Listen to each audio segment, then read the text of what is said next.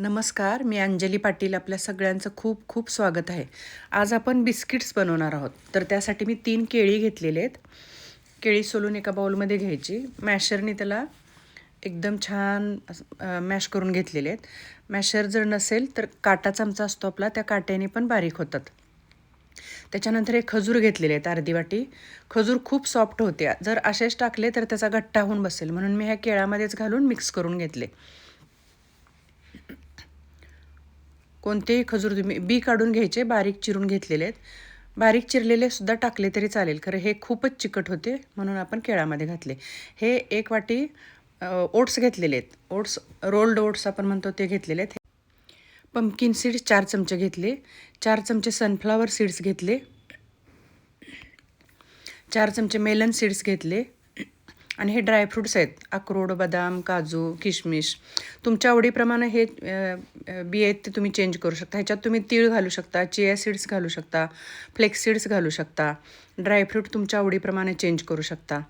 तुम्हाला आवडत असेल, गोड जास्त हवा असेल तर तुम्ही ह्याच्यात थोडासा गूळ पण घालू शकता, गव्हाचं पीठ घालू शकता बाइंडिंगसाठी. पण ह्याचं बाइंडिंग खूप छान झालं होतं ऑलरेडी, म्हणून मी कुठलीही पीठ ह्याच्यात घातलेली नाहीत. प्युअर आपली फायबर रिच, प्रोटीन रिच अशी ही बिस्किट्स.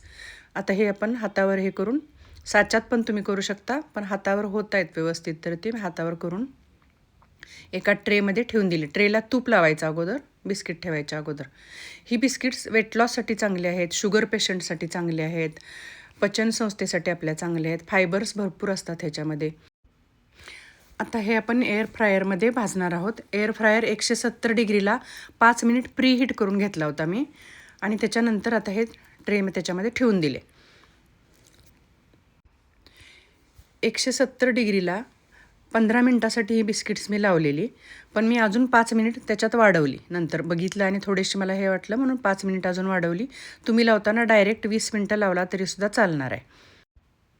एअर फ्रायरमध्ये भाजायचं नसेल तर आपण केक कसा गॅसवर भाजतो कढईमध्ये, तसं कढईमध्ये प्लेट ठेवून तिथं पण तुम्ही ही बिस्किट्स अशी करू शकता.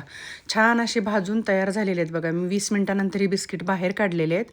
खूप सुंदर झालेले आहेत एकदम, आणि छान भाजलेत एकदम खरपूस अशी. व्हिडिओला लाईक करा, सबस्क्राईब करा. थँक्यू.